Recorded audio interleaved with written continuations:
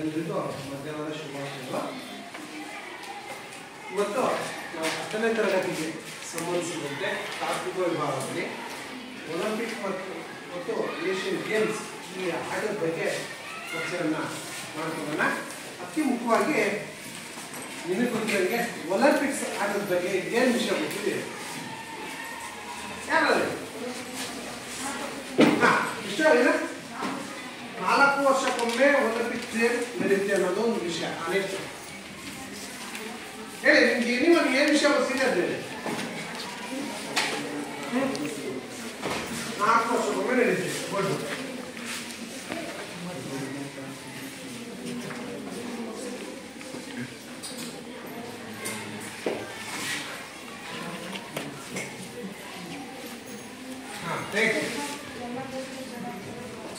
ಎಲ್ಲಾ ದೇಶಗಳು ಅಂದ್ರೆ ಎಷ್ಟು ದೇಶ ನಿಮಗೆ ಗೊತ್ತಿರೋದು ನಮ್ಮ ವರ್ಲ್ಡ್ ಜಗತ್ತಲ್ಲಿ ಎಷ್ಟು ದೇಶಗಳು ಕಂಡು 195 ದೇಶಗಳು ಈ ಗೇಮ್ ನಲ್ಲಿ ಭಾಗವಹಿಸ್ತಾರೆ. ಮತ್ತೆ ಹೇಳಿ ಏನೇನು ನಮ್ಮ ಭಾರತ ಭಾಗವಹಿಸುತ್ತಾ ಡೌಟ್ ಇದೆಯಲ್ಲ ಹೇಳಿ. ಭಾಗವಹಿಸುತ್ತಾನೆ? ಹೌದು, ಭಾಗವಹಿಸುತ್ತೆ. ಅಂದ್ರೆ ನಮ್ಮ ಜಗತ್ತಿನಲ್ಲಿ ಇರುವಂತಹ 195 ದೇಶಗಳು. ಅಂದ್ರೆ ಎಲ್ಲರೂ ಉದಾಹರಣೆ ನಮ್ಮ ಹಳ್ಳಿ ಜನ ಲೆಕ್ಕ ಹಾಕೊಂಡು ಹೋಗೋಣ. ನಮ್ಮ ಶಾಲೆಯಿಂದ ಒಬ್ರು ಹೋಗೋದಲ್ಲ, ಪಕ್ಕ ಶಾಲೆಯಿಂದ ಒಂದು ಹೋಗೋದಲ್ಲ. ಯಾರು ಅಲೆ ಮಟ್ಟ, ತಾಲೂಕು ಮಟ್ಟ, ಜಿಲ್ಲಾ ಮಟ್ಟ, ರಾಜ್ಯ ಮಟ್ಟ, ರಾಷ್ಟ್ರೀಯ ಮಟ್ಟ, ಅಂತಾರಾಷ್ಟ್ರೀಯ ಮಟ್ಟ ಇದರಲ್ಲಿಂದಲೂ ಪಾರ್ಟಿಸಿಪೇಟ್ ಮಾಡ್ಕೊಂಡು ಹೋಗಿ ಅತಿ ಎತ್ತರ, ಅತಿ ದೂರ, ಅತಿ ವೇಗ ಅನ್ನೋ ಒಂದು ಕಾನ್ಸೆಪ್ಟ್ ಏನಿದೆಯಲ್ಲ ಅದೇ ತನಕ ರೀಚ್ ಆಗ್ತಾರಲ್ಲ ಅವರು ಮಾತ್ರ ಈ ಭಾಗವಹಿಸ್ತಾ ಇರ್ತಾರೆ. ಸರ್ ನಾನು ಎಸಿತೀನಿ ಅಂತ ಉದಾಹರಣೆ ಒಂದು ಜಾವ್ಲಿನ್ ಒಂದು ಶಾರ್ಟ್ ಪುಟ್ ಡಿಸ್ಕಸ್ ಏನೇ ರನ್ನಿಂಗ್ ಇಷ್ಟು ನಿಮಿಷ ಅತಿ ಕಡಿಮೆ ಸಮಯದಲ್ಲಿ ಒಂದು 100 ಮೀಟರ್ ರೀಚ್ ಆಗಿರುತ್ತೆ. ಅತಿ ಕಡಿಮೆ ಸಮಯದಲ್ಲಿ 200 ಮೀಟರ್ ರೀಚ್ ಆಗುತ್ತೆ. ಇಂಥದ್ದು ದಾಖಲೆ ಆಗಿಲ್ವ? ಅಂತಹ ದಾಖಲೆ ನೋಡಬಲ್ಲಂಥ ವ್ಯಕ್ತಿ ಒಲಿಂಪಿಕ್ನಲ್ಲಿ ಭಾಗವಹಿಸೋದಕ್ಕೆ ಸಾಧ್ಯ. ಹಾಗಾದ್ರೆ ಈ ಒಲಿಂಪಿಕ್ಸ್ ಅಂತ ಏನಿದೆ ಇದರ ಒಂದು ಇತಿಹಾಸ ನೋಡ್ತಾ ಹೋದ್ರೆ ಒಲಿಂಪಿಕ್ ಕ್ರೀಡೆಯನ್ನ ಜಗತ್ತಿನಲ್ಲಿ ಅತಿ ಶ್ರೇಷ್ಠವಾದ, ಉನ್ನತವಾದ, ಮಹತ್ವವಾದ ಕ್ರೀಡೆಗಳಲ್ಲಿ ಪ್ರಥಮ ಸ್ಥಾನವನ್ನ ಈ ಒಲಿಂಪಿಕ್ ಕ್ರೀಡೆ ಕೊಡ್ತೀವಿ. ಅದಕ್ಕೆ ಒಲಿಂಪಿಕ್ ಕ್ರೀಡೆಗೆ ಜಗತ್ತಿನಲ್ಲಿ ಪ್ರಸಿದ್ಧವಾದ, ಶ್ರೇಷ್ಠವಾದ, ಮಹತ್ವವಾದ ಅಂತ ಏನು ವರ್ಡ್ ಕೊಡ್ತೀವಲ್ಲ ಆ ವರ್ಡ್ ಈ ಒಲಿಂಪಿಕ್ಸ್ ಗೇಮ್ಸ್. ಅಂದ್ರೆ ಅಷ್ಟು ಪ್ರಸಿದ್ಧಿಯಾದಂತಹ ಒಂದು ಗೇಮಲ್ಲಿ ಭಾಗವಹಿಸುವುದೇ ಒಂದು ಅದೃಷ್ಟಕರ, ಮಹತ್ವದ ಸಾಧನೆ ಏನಾರ ಅನ್ಕೋಬಹುದು. ಈ ಗೇಮಿಗೆ, ಈ ಒಲಿಂಪಿಕ್ ಕ್ರೀಡೆ ಭಾಗವಹಿಸಿದ ಒಂದು ಅತ್ಯುತ್ತಮವಾದ ಕ್ರೀಡಾ ಸಾಧನೆ ಅಂತ ಹೇಳಬಹುದು. ಇಂತಹ ಸಾಧನೆ ನಮಗೆ ಕ್ರಿಸ್ತಪೂರ್ವ, ನಿಮ್ಗೆ ಗೊತ್ತಿದೆ ಇತಿಹಾಸ ಬರುತ್ತೆ. ಕ್ರಿಸ್ತಪೂರ್ವ ಅಂದ್ರೆ ಏನು, ಕ್ರಿಸ್ತ ಶಕ ಅಂದ್ರೆ ಏನು ಅಂತಲ್ವಾ? ಕ್ರಿಸ್ತಪೂರ್ವ 776ರಲ್ಲಿ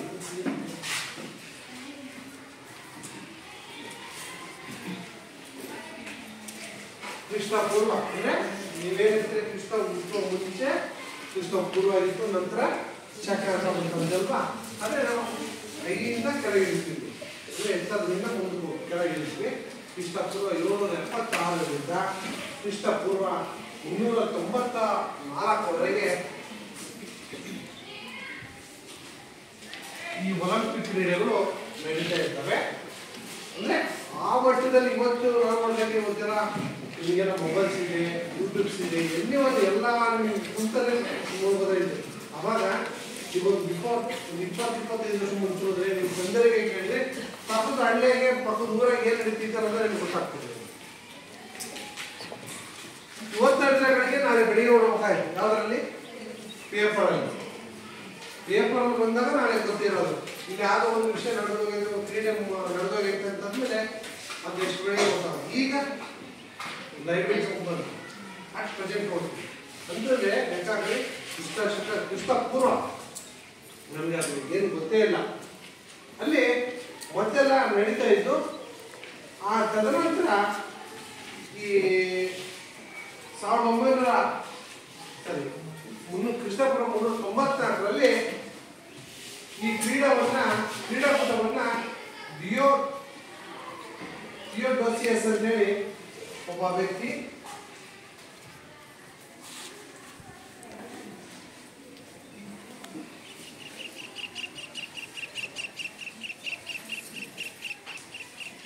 ಥಿಯೋಡೋಸಿಯಸ್ ಎಂಬ ವ್ಯಕ್ತಿ ಈ ಒಲಿಂಪಿಕ್ ಕ್ರೀಡೆಯನ್ನ ನಿಲ್ಲಿಸ್ತಾನೆ. ಅದಕ್ಕೂ ಮುಂಚೆ ಸಲಾಘವಾಗಿ ನೆಲೆಸ್ಕೊಂಡು ಬರ್ತಾ ಇರುತ್ತೆ. ಚೆನ್ನಾಗಿ ನಡೀತಿರುತ್ತೆ, ಪಾರ್ಟಿಸಿಪೇಟ್ ಎಲ್ಲ ನಡೀತಿರುತ್ತೆ. ಈ ವ್ಯಕ್ತಿ 394ರಲ್ಲಿ ಥಿಯೋಡೋಸಿಯಸ್ ಅನ್ನೋನು ಈ ಕ್ರೀಡಾಕೂಟವನ್ನು ನಿಲ್ಲಿಸ್ತಾನೆ.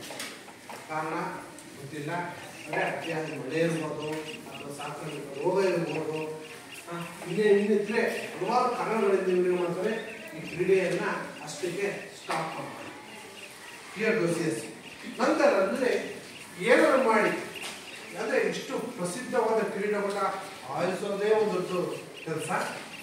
ಅದರಲ್ಲಿ ಪ್ರಶಸ್ತಿ ಗಳಿಸೋದು ಅದಕ್ಕಿಂತಲೂ ಭಾಗವಹಿಸೋದು ಒಂದಾದರೆ ಅದರ ಪ್ರಶಸ್ತಿ ಗೆಲ್ಲೋದಿದೆಯಲ್ಲ, ಅದು ಇನ್ನೊಂದು ಥರದ್ದು ವಿಶೇಷವಾದ ಸಂಗತಿ. ಇಂಥ ಸಂಗತಿಯಲ್ಲಿ ಇಷ್ಟಕ್ಕೆ ಒಳ್ಳೆ ಕ್ರೀಡಾಕೂಟ ನಿಲ್ಲೋ ಒಂದು ಕಾರಣ ಬರುತ್ತೆ. ತದನಂತರ ಒಬ್ಬ ವ್ಯಕ್ತಿ ಬರ್ತಾನೆ, ಅವನು ಭಾರೀ ಪ್ರಯತ್ನ ಬಂದು ಏನಾದರೂ ಮಾಡಿ ಈ ಒಲಿಂಪಿಕ್ಸ್ ಕ್ರೀಡೆಯನ್ನು ನಾವು ಮರು ಜಾರಿ ತರಲೇಬೇಕು, ಮತ್ತೆ ಒಲಿಂಪಿಕ್ ಕ್ರೀಡೆಯನ್ನು ನಡೆಯುವಂತೆ ಮಾಡಲೇಬೇಕು ಅಂತೇಳಿ ಪಣ ಕೊಟ್ಟು ಈ ಒಲಿಂಪಿಕ್ ಕ್ರೀಡೆಯನ್ನು ಪುನಃ ಜಾರಿಯನ್ನು ಗೊಳಿಸ್ತಾರೆ. 1894ರಲ್ಲಿ ಫ್ರಾನ್ಸ್ ದೇಶ ಏನಿದೆ ಇವತ್ತು, ಅದರ ಒಬ್ಬ ವ್ಯಕ್ತಿ ಅಂದರೆ ಕ್ರೀಡಾ ಅಧಿಕಾರಿ ಪಿಯರೆ ಕೊಬರ್ಟಿನ್ ಅಂತೇಳಿ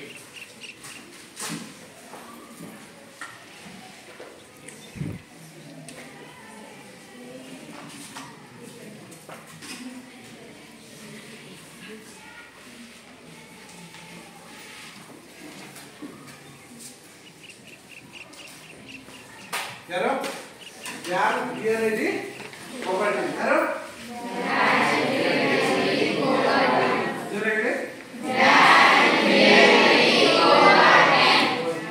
ಇವನ ಒಂದು ಸತತ ಪ್ರಯತ್ನದಿಂದ 1894ರಲ್ಲಿ ಫ್ರಾನ್ಸ್ನಲ್ಲಿ ಬರುವಂತಹ ಸಾರಾಬಾಲಿ ನದಿ ಅಂತ ಹೇಳಿ ಬರುತ್ತೆ.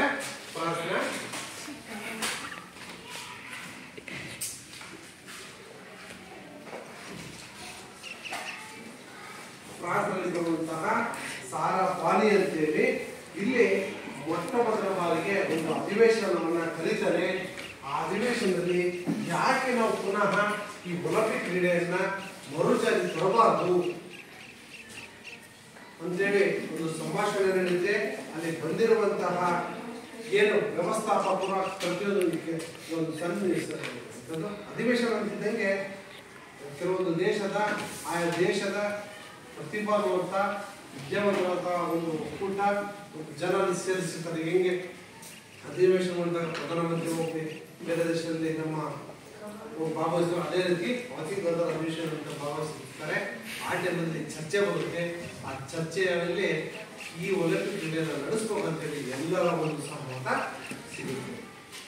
ಯಾರ ಪ್ರಯತ್ನದಿಂದ?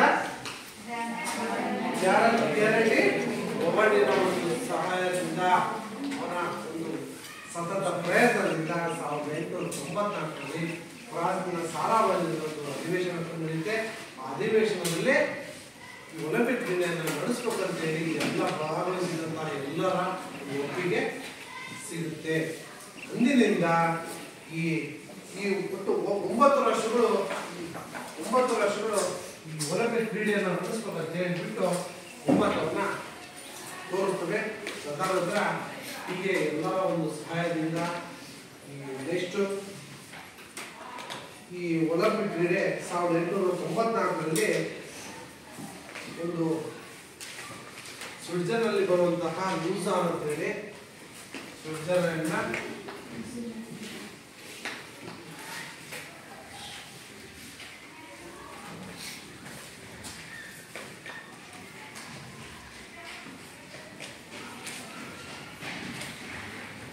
ಸ್ವಿಟ್ಜರ್ಲೆಂಡ್ ಬರುವಂತಹ ಲೂಸರ್ ಅಂತೇಳಿ 1990ರಲ್ಲಿ ಈ ಒಲಿಂಪಿಕ್ನ ಒಂದು ಕೇಂದ್ರ ಕಚೇರಿಯನ್ನ ಸ್ಥಾಪನೆ ಮಾಡ್ತಾರೆ. ಸ್ಥಾಪನೆ ಮಾಡಿಬಿಟ್ಟು ಈ ಒಲಿಂಪಿಕ್ಗೆ ಬೇಕಾಗಿರುವಂತಹ ಸಹಾಯ ಆಗಿರ್ಬೋದು, ನಿಯಮಗಳಾಗಿರ್ಬೋದು, ಯಾವ ರೀತಿ ಆಯೋಜಿಸಬೇಕು ಅಂತ ಎಲ್ಲ ಪೂರ್ವ ತಯಾರಿ ಮಾಡುವಂತಹ ಸ್ಥಳ ಇವತ್ತಿಗೂ ಇದೆ. ಸ್ವಿಟ್ಜರ್ಲೆಂಡ್ನಲ್ಲಿ ಇರುವಂತಹ ಲೂಸರ್ ಅಂತೇಳಿ ಅಲ್ಲಿ ಈ ಒಲಿಂಪಿಕ್ನ ಕೇಂದ್ರ ಸ್ಥಾನ ಇದೆ. ಇಲ್ಲಿ ಒಂದು ಚರ್ಚೆ ಆಗುತ್ತೆ. ಆ ಚರ್ಚೆಯ ಮುಖಾಂತರ ಈ ಒಲಿಂಪಿಕ್ ನಡೆಸಬೇಕಂತೇಳಿ ಡಿಸೈಡ್ ಆಗುತ್ತೆ. ಈ ಒಲಿಂಪಿಕ್ ಸಮಿತಿಯ ಅಧ್ಯಕ್ಷನಾಗಿ ಗ್ರೀಕ್ ದೇಶದ ಡಿಮಿಟ್ರಸ್ ನಿಕೋಲಾಸ್ ಮತ್ತು ಮೊದಲ ಕಾರ್ಯದರ್ಶಿಯಾಗಿ ಕೊಬಾರ್ಟಿನ್ ಅನ್ನೋನ್ನ ಆಯ್ಕೆಯನ್ನ ಮಾಡ್ತಾರೆ. ಅಧ್ಯಕ್ಷ ಯಾರು? ಗ್ರೀಕ್ ದೇಶದ ಡಿಮಿಟ್ರಿಯಸ್ ಅಂತ. ಡಿಮಿಟ್ರಿಯಸ್ ನಿಕೋಲಾಸ್ ಮತ್ತು ಮೊದಲ ಕಾರ್ಯದರ್ಶಿಯಾಗಿ ಪಿಯರಾಗಿ ಕೊಬಾರ್ಟಿನ್ ಅನ್ನ ಆಯ್ಕೆ ಮಾಡಿ ಒಲಿಂಪಿಕ್ ಕ್ರೀಡೆಯನ್ನು ರಚನೆ ಮಾಡಿ ತದನಂತರ ಈ ಒಲಿಂಪಿಕ್ ಕ್ರೀಡೆಯನ್ನು ಆಯೋಜಿಸಬೇಕಂತೇಳಿ ಎಲ್ಲರ ಸಹಮತದಿಂದ ನಡೀತಾ ಹೋಗುತ್ತೆ. 1890ರಿಂದ ಈ ಒಲಿಂಪಿಕ್ ಕ್ರೀಡೆ ಸತತವಾಗಿ ಇವತ್ತಿನವರೆಗೂ ನಡೀತಾ ಬರ್ತಾ ಇದೆ. ಅಂದರೆ 1896ರಲ್ಲಿ ಮೊಟ್ಟ ಮೊದಲಲ್ಲಿ ಅಥೆನ್ಸ್ನಲ್ಲಿ ಗ್ರೀಕ್ನ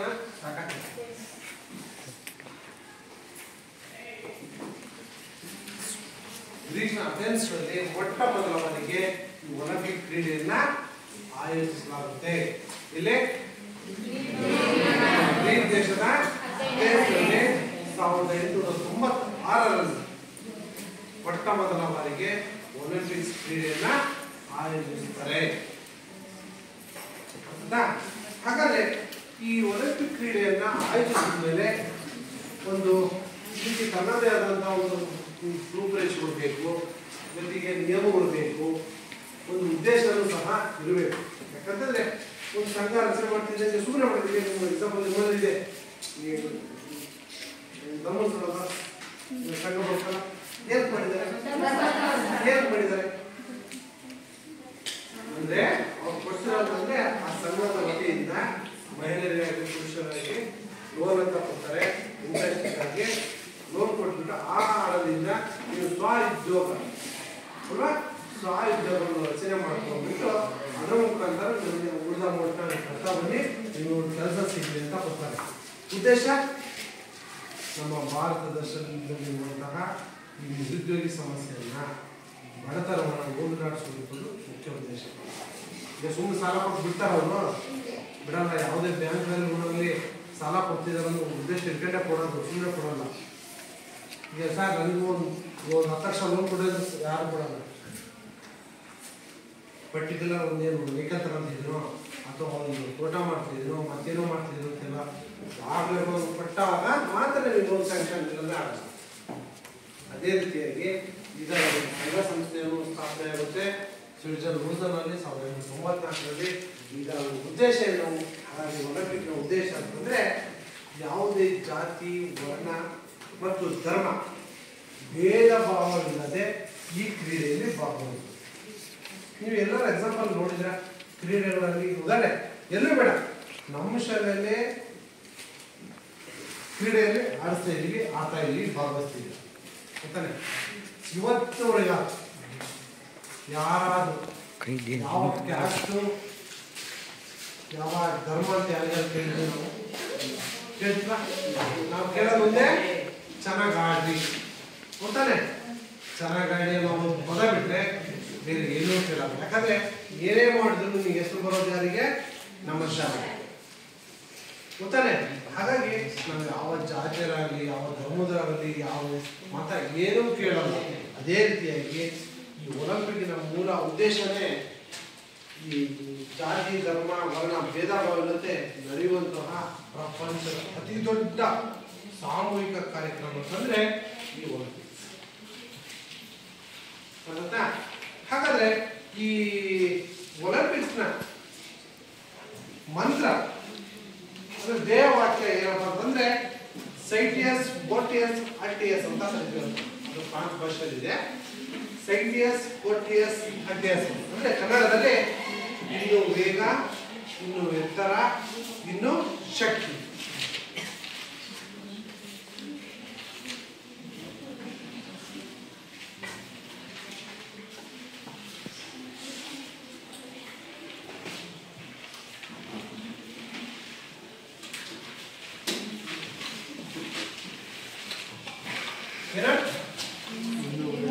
ಇನ್ನು ವೇಗ,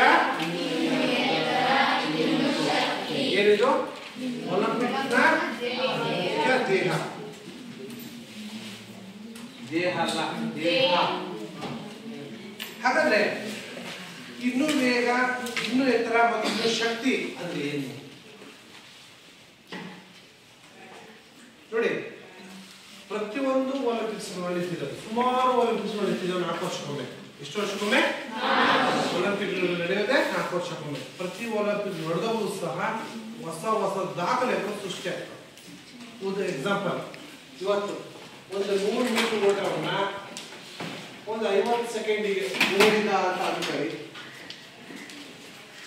ಈ ವರ್ಷ ಅಂದ್ರೆ ಈ ವರ್ಷ ಅನ್ಕೊಳ್ಳಿ 100 ಮೀಟರ್ ಓಟವನ್ನು ಒಂದು 50 ಸೆಕೆಂಡ್ ರೀಚ್ ಮಾಡಿದ ಅಂದಾಜು ಹೇಳ್ತಿದ್ದೀನಿ ನಾನು, ಅಷ್ಟು ಬೇಕಾಗಿಲ್ಲ, ಮಾಡಿದ. ಮುಂದಿನ ವರ್ಷ ಇದಕ್ಕಿಂತಲೂ ವೇಗ ನೋಡಿ, ಇನ್ನು ವೇಗ ಎಷ್ಟಾಗ್ಬೋದು? 100 ಮೀಟರ್ ಸೇಮು, ಇದೇನಾಗುತ್ತೆ 40 ಸೆಕೆಂಡಿಗೆ ಬರ್ಬೋದು, 25ಗೆ ಬರುತ್ತೆ. ಅಲ್ಲಿಗೆ ಇನ್ನೂ ವೇಗ ಅಂದ್ರೆ ಬೆಳವಣಿಗೆ ಆಗಲಿ ಅಂತ ಇನ್ನು ನಿಮ್ಮ ವೇಗವನ್ನ ಹೆಚ್ಚಿಸ್ಕೊಳ್ತಾ ಇದ್ದೀರಿ. ಅದೇ ರೀತಿಯಾಗಿ ಇನ್ನು ಎತ್ತರ, ಎಕ್ಸಾಂಪಲ್ ಒಂದು ಹೈ ಜಂಪ್ ತಗೊಂಡಿದ್ದೀವಿ, ನೀವೇನೋ ಒಂದು 4 ಮೀಟ್ರು ಹಾಕ್ತೀರ ಅಂತ ಹೇಳಿ ಈ ವರ್ಷ, ಇನ್ನೂ ವೇಗ ಸರ್, ಇನ್ನೂ ಎತ್ತರ ನೀವು 4.20 ಸೆಂಟಿಮೀಟರ್ ರೀಚ್ ಮಾಡಿದ್ದೀವಿ. ಅದೇ ರೀತಿಯಾಗಿ ಇನ್ನೂ ಶಕ್ತಿ, ಇದೆಲ್ಲದಕ್ಕೂ ನಮಗೆ ಏನು ಬೇಕು? ಶಕ್ತಿ. ಶಕ್ತಿ ಇದ್ರೇನೆ ಸಹ ನಿಮಗೆ ಗುಂಡು ಎಸೆತಾಗಲಿ, ತಟ್ಟೆ ಎಸೆತಾಗಲಿ, ಜಾವ್ಲಿನ್ ಆಗಲಿ ಎಸೆಯೋದಕ್ಕೆ ಸಾಧ್ಯ. ಸ್ಕಿಲ್ಲಿನ ಜೊತೆಗೆ ಅಂದರೆ ಕೌಶಲ್ಯದ ಜೊತೆಗೆ ಇನ್ನು ವೇಗನೂ ಬೇಕು, ಇನ್ನು ಎತ್ತರನೂ ಬೇಕು, ಇನ್ನು ಶಕ್ತಿಯೂ ಬೇಕು. ಇವೆಲ್ಲವುಗಳ ಒಕ್ಕೂಟವೇ ಈ ಒಲಿಂಪಿಕ್ಸ್ ಕ್ರೀಡೆಯ ಒಂದು ಮುಖ್ಯ ಉದ್ದೇಶ. ಅರ್ಥಾಯ್ತಾ? ಈ 3 ಇದ್ರೆ ಮಾತ್ರ ನಾವು ನಮ್ಮ ಒಲಿಂಪಿಕ್ನಲ್ಲಿ ನಮ್ಮ ಗುರಿಯನ್ನು, ಮುಖ್ಯ ಗುರಿಯನ್ನು ತಲುಪೋದಕ್ಕೆ ಸಾಧ್ಯ ಅಂತೇಳಿ ಈ ಒಲಿಂಪಿಕ್ ಸಂಸ್ಥೆ ಏನಿದೆಯೋ ಅಥವಾ ನಮ್ಮ ಕ್ರೀಡೆ ಏನಿದೆಯೋ ಇದರ ಮುಖ್ಯ ಉದ್ದೇಶ. ಅರ್ಥ ಆಯ್ತಾ? ಏನಾದ್ರು ಡೌಟ್ ಇದೆಯಾ? ನಾನೇ ಏನಾದ್ರು ಡೌಟ್ ಇದ್ರೆ ಕೇಳಿ, ಕ್ವಶನ್ ಹೇಳುವ, ಇಲ್ಲ ನಾನು ಕೇಳ್ತೀನಿ, ನೀವು ಕೇಳಿ. ಅಲ್ಲೇ ಇದೆ ಬೋರ್ಡ್ ಮೇಲೆ, ಓಕೆನಾ? ಒಲಿಂಪಿಕ್ಸ್ ಕ್ರೀಡೆಯನ್ನ ಜಾರಿಗೆ ತಂದವರು ಯಾರು? ಒಬ್ರು ಎದ್ದಿದ್ಮೇಲೆ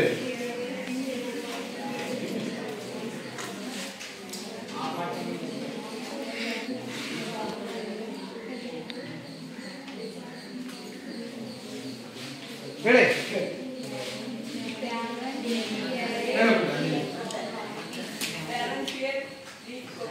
ಎಷ್ಟರಲ್ಲಿ?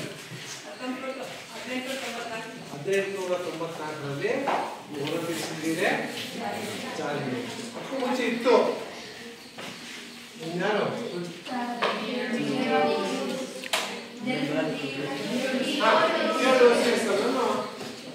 1994ರಲ್ಲಿ ಕಾರಣಾಂತರಗಳಿಂದ ಇದನ್ನು ನಿಲ್ಲಿಸ್ತಾರೆ. ನಿಲ್ಲಿಸಿದ ಮೇಲೆ ತದನಂತರ ಯಾವ ಕ್ರೀಡಾಕೂಟವೂ ಕ್ರೀಡಾಕೂಟ ನಡೆಯೋದಿಲ್ಲ. ಆ ಟೈಮ್ನಲ್ಲಿ ಸುಮಾರು ವರ್ಷಗಳ ನಂತರ ಬ್ಯಾರನ್ ಪಿಯರ್ ಅಂಡ್ ಟಿ ಕೊಬಾನಿನನ್ನು 1894ರಲ್ಲಿ ಅಧಿವೇಶನದಂತಹ ಅಧಿಕಾರಿಗಳಲ್ಲಿ ಚರ್ಚೆ ಮಾಡಿ ಒಲಿಂಪಿಕ್ ಅನ್ನ ಯಾಕೆ ನಮ್ಮವರು ಜಾರಿ ತರಬಾರ್ದು ಅಂತ ಹೇಳಿ ಚರ್ಚೆ ಮಾಡಿ 9 ರಾಷ್ಟ್ರಗಳ ಮುಖ್ಯಸ್ಥರು ಭಾಗವಹಿಸುತ್ತಾರೆ. ಆ ಅನುಮತಿಯನ್ನು ಪಡೆದು 1994ರಲ್ಲಿ ಒಲಿಂಪಿಕ್ ಜಾರಿ ತರೋದಕ್ಕೆ ಒಮ್ಮತ ಸೂಚನೆ ಆಗುತ್ತೆ. 1996ರಲ್ಲಿ ಸ್ವಿಟ್ಜರ್ಲೆಂಡ್ನಲ್ಲಿರುವಂತಹ ಲೂಸಾನ್ 1990ರಲ್ಲಿ ಕೇಂದ್ರ ಕಚೇರಿಯನ್ನ ಒಂದು ಸಮಿತಿಯನ್ನ ಕೇಂದ್ರ ಕಚೇರಿಯನ್ನ ಸ್ಥಾಪನೆ ಮಾಡ್ತಾರೆ. ಎಷ್ಟು ವರ್ಷಕ್ಕೊಮ್ಮೆ ನಡೀತದೆ? ವರ್ಷಗಳೇ ನಡೆಯುವಂಥದ್ದು. ಸುಮಾರು ಎಷ್ಟು ರಾಷ್ಟ್ರಗಳು ಭಾಗವಹಿಸ್ತಾರೆ? ಜಾಸ್ತಿ ಇರ್ಬೋದು. ನಾನು ಲೆಕ್ಕಲ್ಲಿ ನೋಡಿದಾಗ 195 ಅಂತ ಸಿಗ್ತಾನೆ. 195 ರಾಷ್ಟ್ರಗಳು ಭಾಗವಹಿಸ್ತಾರೆ. ಎಲ್ಲ ರಾಷ್ಟ್ರಗಳು ಭಾಗವಹಿಸ್ತಾರೆ ಅಂತಂದ್ರೆ ಭಾಗವಹಿಸ್ತಾರೆ ಅಂದ್ರೆ ಕೆಲವೊಂದು ಸಲ ಏನಾಗ್ತದೆ, ಎಲ್ಲರೂ ಅಲ್ಲಿ ಬರಲ್ಲ. ಈಗ ನಮ್ಮ ದೇಶದಿಂದ ಒಂದು 100 ಮೀಟರ್ ಸ್ಪ್ರಿಂಟ್ 100 ಮೀಟರ್ ವೇಗಕ್ಕೆ ಸೆಕೆಂಡ್ ರೀಚ್ ಮಾಡೋನು ಇರ್ತಾನೆ. ಹಾಗಾಗಿ ನಾನು ಅವನು ಸೆಲೆಕ್ಟ್ ಮಾಡಿದ್ದೀನಿ. ಈಗ ಪಕ್ಕದಾಗಿ ಶ್ರೀಲಂಕಾದಲ್ಲಿ ಅಷ್ಟು ತನಕ ರೀಚ್ ಮಾಡೋಂಥ ವ್ಯಕ್ತಿ ಇರಲ್ಲ. ಅವನು 60 70 ಎಷ್ಟೋ ಸೆಕೆಂಡ್ ತಗೊಂತಾನೆ. ಅವನು ಸೆಲೆಕ್ಟ್ ಮಾಡ್ಬೇಕಾ ಬೇಕಾಗಿದೆ. ಅದು ಅವ್ರಿಗೆ ಗೊತ್ತಾಗುತ್ತೆ. ಸೆಮಿತೆ ಇವನು ಹರನೋ ಅರನಲ್ಲ ಅಂತ ಗೊತ್ತಾಗುತ್ತೆ. ಆವಾಗ ನಮ್ಮ ಇಂಡಿಯಾದವರಿಗೆ ನನಗೆ ಪರ್ಮಿಷನ್ ಕೊಡ್ತಾರೆ ಶ್ರೀಲಂಕಾದಲ್ಲಿ ಸ್ಟಾರ್ಟ್. ಯಾಕಂದರೆ ನಿಮ್ಮಿಂದ ಜಾಸ್ತಿ ಓಡೋದಿದೆ ನಮ್ಮಲ್ಲಿ ಮತ್ತೆ ಭಾಗವಹಿಸ್ತಾರೆ. ಅಂದರೆ ಭಾಗವಹಿಸುವಂಥದ್ದು ಆ ದೇಶದ ಮುಖ್ಯ ಕೆಲಸ. ಭಾಗವಹಿಸುವುದೇ ದೊಡ್ಡ ಕೆಲಸ, ಸೋಲೋದು ಬೇರೆ. ಭಾಗವಹಿಸೋದು ಮುಖ್ಯ ಕೆಲಸ. ಅದು ಗೆಲ್ಲೋದಿದೆಯಲ್ಲ ಅದು ಇನ್ನೂ ಮಹತ್ವವಾದ ಒಂದು ಗುರಿ. ನೆಕ್ಸ್ಟ್, ಮೊಟ್ಟ ಮೊದಲ ಬಾರಿಗೆ ಈ ಒಲಿಂಪಿಕ್ ಕ್ರೀಡೆ ಎಲ್ಲೆಲ್ಲಿ?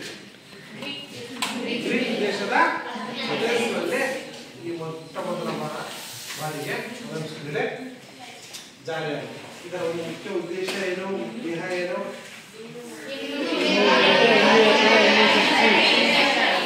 ವೇಗ. ಇಷ್ಟು ನಮ್ಮ ಒಲಿಂಪಿಕ್ಸ್ನ ಒಂದು ಮಾಹಿತಿ. ಅಂದರೆ ಈಗ ಕಳೆದ 2020ರಲ್ಲಿ ಒಲಿಂಪಿಕ್ಸ್ ಕರೀತೀವಿ, ಟೋಕಿಯೋದಲ್ಲಿ ಅಲ್ವಾ? ಎಷ್ಟು ಒಲಿಂಪಿಕ್ ಮೆಡಲ್ ಸಿಗ್ತದೆ? ಟೋಕಿಯೋದಲ್ಲಿ ನಡೀತದೆ.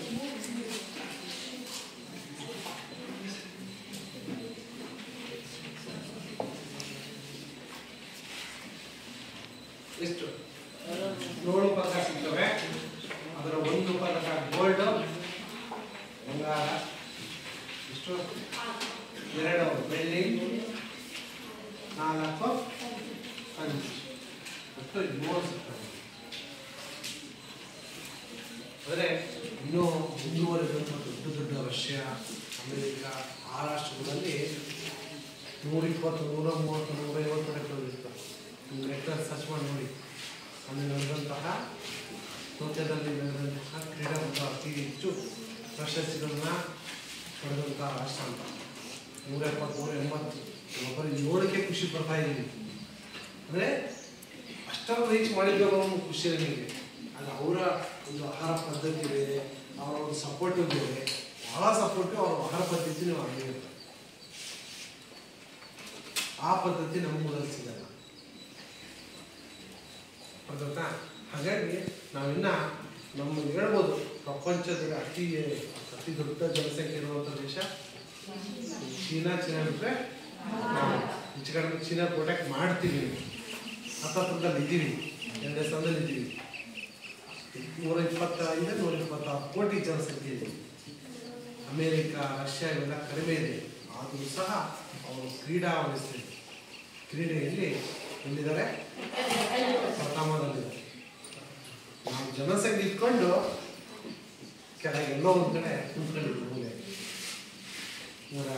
194, 195 ರಾಷ್ಟ್ರದಲ್ಲಿ ಒಂದು 80, 90, 100 ಆ ಸ್ಥಾನದಲ್ಲಿ ಕುಂತಿದ್ದೀವಿ. ಅಂದರೆ ಯಾವ ಮಟ್ಟದಲ್ಲಿ ನಮ್ಮ ಒಂದು ಸ್ಥಿತಿ ಇದೆ ಎಲ್ಲದೂ ಇದೆ, ಫೆಸಿಲಿಟಿ ಇದೆ. ನಮಗೆ ಮುಖ್ಯವಾಗಿ ಬೇಕಂತದ್ದು ಆಸಕ್ತಿ. ಆಸಕ್ತಿ ಇದ್ದು ಮುಂದೋಗ್ತಾರೆ, ರಾಜಕೀಯ ತೊಡಗುತ್ತೆ. ಭಕ್ತನ ಸಮಸ್ಯೆ ಬರುತ್ತೆ, ಭಕ್ತನ ಸಮಸ್ಯೆ ಬರ್ತಿದ್ದಂಗೆ ರಾಜಕೀಯ ತೊಡಗುತ್ತೆ. ಒಬ್ಬ ಆಟಗಾರ ಇದ್ದಾನೆ, ಅವ್ನು ಸೆಲೆಕ್ಟ್ ಮಾಡಬೇಕು ಅಂತಂದರೆ ನಾವು ಅದಕ್ಕೆ ಎಷ್ಟು ಇಂಪ್ರೆಸ್ ಮಾಡಬೇಕು, ಎಷ್ಟು ಇಂಪ್ರೆಸ್ ಹೋಗುತ್ತೆ. ಒಳ್ಳೊಳ್ಳೆ ಆಟಗಾರ ಇದ್ದಾರೆ, ಅವ್ರು ಬಿಟ್ಟು ಯಾರೋ ಒಬ್ರು ಬರ್ತಾರೆ, ಯಾರೋ ರಾಜಕೀಯ ಒಂದು ಸಪೋರ್ಟ್ ಇದೆ. ಆವಾಗ ಒಳ್ಳೆ ಆಟಗಾರ ಎಲ್ಲಿ ಹೇಳ್ತಾರೆ ಅಲ್ಲೇ ಹೋಗ್ತಾರೆ. ಅವ್ನು ಯಾರೂ ಗುರುತಿಸ್ತಾರೆ. ಈ ಥರ ಸಮಸ್ಯೆ ನಮ್ಮಲ್ಲಿ ಕಂಡು. ಹಾಗಾದರೆ ಈ ಒಲಿಂಪಿಕಲ್ಲಿ ಇದು ತನ್ನದೇ ಆದಂತಹ ಒಂದು ಧ್ವಜವನ್ನು ಒಳಗೊಂಡಿದೆ. ನೋಡಿದ್ರೆ ಒಲಿಂಪಿಕ್ ಧ್ವಜ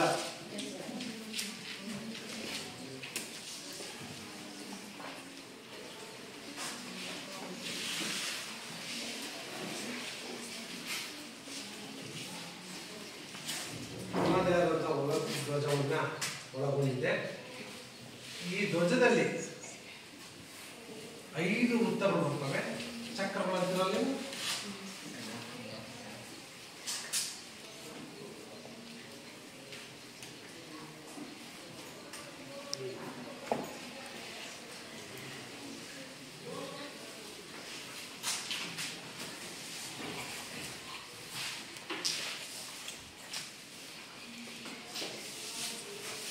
ವೃತ್ತಗಳೊಳಗೊಂಡಂತಹ ಬಿಳಿ, ಎಷ್ಟು ಬಿಳಿ ಇರುತ್ತೆ ಎಷ್ಟು ಬಿಳಿ, ಆ ಬಿಳಿ ಬಟ್ಟೆಯ ಮೇಲೆ 5 ವೃತ್ತಗಳನ್ನ ಒಳಗೊಂಡಿದೆ. ಆ ವೃತ್ತಗಳ ಬಣ್ಣವನ್ನು ಸಹ ಬದಲಾವಣೆಗಳಿರುತ್ತೆ. ಈ ನೀಲಿ, ಹಳದಿ, ಕೆಂಪು, ಕಪ್ಪು, ನೀಲಿ ನೀಲಿ ಕಪ್ಪು ಹಳದಿ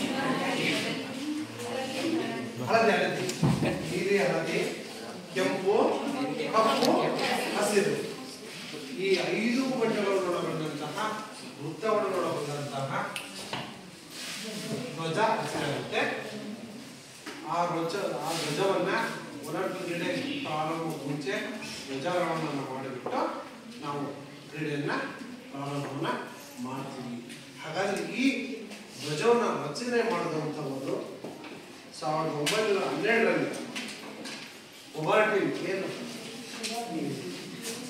ರಚನೆ ಮಾಡಿರ್ತಾರಲ್ಲ ಆ ಪೊಬರ್ಟಿನವನ್ನು ವಿನ್ಯಾಸ ಮಾಡ್ತಾರೆ. ಅಂದ್ರೆ ಹೀಗಿರ್ಬೋದು ಅಂತೇಳಿ ಒಂದು ಪ್ಲಾನ್ ಕೊಡ್ತಾರೆ. ಅದಕ್ಕೆ ತಕ್ಕಂತೆ 1914ರಲ್ಲಿ ಪ್ಯಾರಿಸ್ನಲ್ಲಿ ನಡೆದಂತಹ ಒಲಿಂಪಿಕ್ನಲ್ಲಿ ಈ ಧ್ವಜವನ್ನ ಅಧಿಕೃತವಾಗಿ ಒಲಿಂಪಿಕ್ನ ಧ್ವಜವಾಗಿ ವಿನ್ಯಾಸವನ್ನ ಪ್ರಾರಂಭವನ್ನ ಮಾಡ್ತಾರೆ. 1914 ಫ್ರಾನ್ಸ್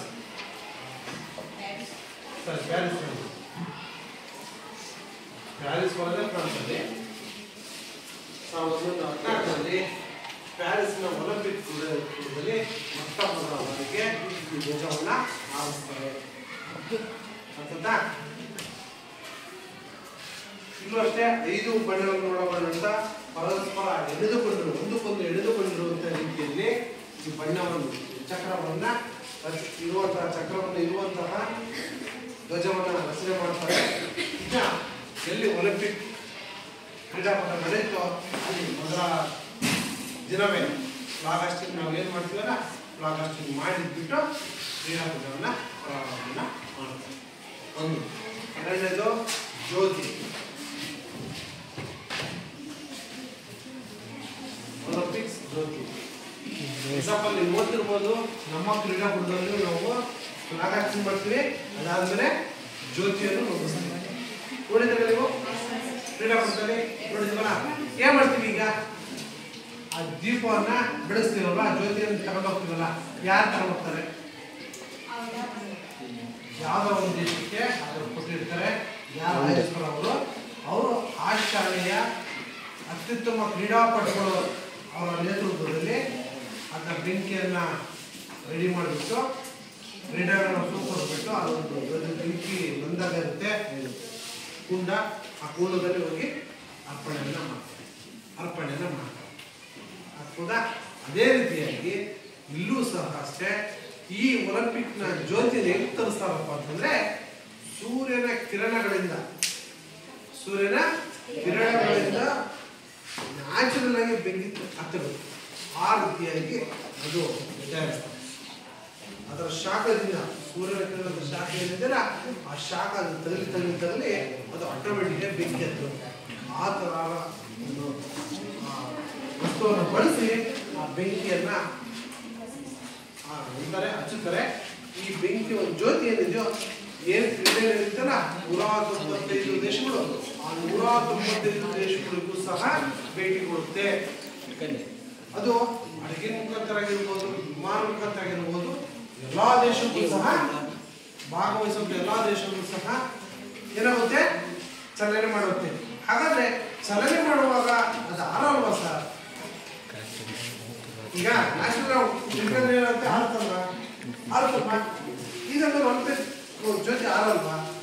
ಅದು ಸಹ ಆರುತ್ತೆ. ಆದರೆ ಅದಕ್ಕೆ ಆರದಂತೆ ಸುರಕ್ಷಿತವಾಗಿ ಒಂದು ಕವಚವನ್ನು ಮಾಡಿಬಿಟ್ಟು ಅದು ಏನು ಭಾಗವಹಿಸುವಂತಹ ದೇಶಗಳಿಂದ ಆ ಎಲ್ಲ ದೇಶಕ್ಕೂ ಸಹ ಹೋಗಿ ಬರುವಂತಹ ಭೇಟಿ ಕೊಡುವಂತಹ ಕೆಲಸ ಈ ಜ್ಯೋತಿಯನ್ನ ಆಯೋಜಿಸುವಂತಹ ವ್ಯಕ್ತಿಗಳು ಆ ದೇಶದವರು ಮಾಡ್ತಾರೆ. ಹಾಗಾದ್ರೆ ಈ ಒಲಿಂಪಿಕ್ ಜ್ಯೋತಿಯನ್ನ ಹಾರಿಸುವಾಗ ಅಗ್ನಿಕುಂಡಕ್ಕೆ ತಗೊಂಡ್ಬಂದು ಹಾಕ್ತಾರೆ. ಈ ಟೈಮಲ್ಲಿ ಆ ಜ್ಯೋತಿಯನ್ನ ಕುಂಡಕ್ಕೆ ಹಾಕಿದ್ಮೇಲೆ ಕವಿಯಾದ ಗ್ರೀಕ್ನ ಒಬ್ಬ ಕವಿ ಬರ್ತಾರೆ, ಕಾಸ್ಟಿಯಸ್ ಪಲಿಯಾಸ್ ಅಂತೇಳಿ. ಅವರು ಆ ಗೀತೆಯನ್ನ ಬರೀತಾರೆ ಮೊಟ್ಟ ಮೊದಲ ಬಾರಿಗೆ. ಇದಕ್ಕೆ ಒಬ್ಬ ಕವಿ ಅವನು ಈ ಒಲಿಂಪಿಕ್ಸ್ನ ಬಗ್ಗೆ ಒಂದು ಕವಿತೆಯನ್ನ ಹಾಡನ್ನ ಬರೀತಾನೆ. ಅದಕ್ಕೆ ಆ ಗೀತೆಗೆ ಸ್ಪೇರಸ್ ಸಮರಾಸನವರು ಒಬ್ಬ ವ್ಯಕ್ತಿ ಮ್ಯೂಸಿಕ್ ಕೊಡ್ತಾರೆ. ನೀವು ಫಿಲಮ್ಗಳು ನೋಡ್ತಿರಲ್ವಾ, ಸಾಹಿತ್ಯ ಅಂತ ಒಬ್ಬ, ಸಂಗೀತ ಒಬ್ಬ ಅಂತ ಸಾಹಿತ್ಯ ಬರೆಯೋದು ಒಬ್ಬ, ಸಂಗೀತ ಬಾರಿಸೋನೊಬ್ಬ. ಅದೇ ರೀತಿ ಈ ಇಬ್ಬರ ಸಹಾಯದಿಂದ ಒಂದು ಹಾಡು ತಯಾರಿಯಾಗುತ್ತೆ. ಆ ಹಾಡನ್ನೇ ತುಂಬಾ ಜನಪ್ರಿಯವಾದಂಥ ಹಾಡು. ಈ ಹಾಡನ್ನ ಪ್ರತಿ ಒಲಿಂಪಿಕ್ ಎಲ್ಲೆಲ್ಲಿ ನಡೀತೋ ಅದರಲ್ಲಿ ಈ ಗೀತೆಯನ್ನ ಹಾಕ್ತಾರೆ. ಫಸ್ಟ್ ಏನಾಗುತ್ತೆ, ಯಜಮಾನ, ಎರಡನೇದು ಜ್ಯೋತಿ, ಮೂರನೇದಾಗಿ ಮ್ಯೂಸಿಕ್, ಸಾಹಿತ್ಯ ಮತ್ತು ಸಂಗೀತ ಒಳಗೊಂಡಂತಹ ಒಂದು ಹಾಕಿಬಿಟ್ಟು ಅಲ್ಲಿಂದ ಈ ಆಟವನ್ನ ಪ್ರಾರಂಭವನ್ನ ಮಾಡ್ತಾರೆ. ಗೊತ್ತಾಗಲ್ಲ? ಏನೋ ಡೌಟ್ ಇದೆಯಾ? ಒಲಿಂಪಿಕ್ಸ್ ಬಗ್ಗೆ ಏನೋ ಡೌಟ್ ಇದೆಯಾ? ಏನೋ ಡೌಟ್ ಇದೆಯಾ? ಒಲಿಂಪಿಕ್ಸ್ ಜ್ಯೋತಿಯಲ್ಲಿ ಧ್ವಜದಲ್ಲಿ ಬರುವಂತಹ ಎಷ್ಟು ಲಿಂಗಗಳು ಬರ್ತವೆ? ಯಾವ್ಯಾವ?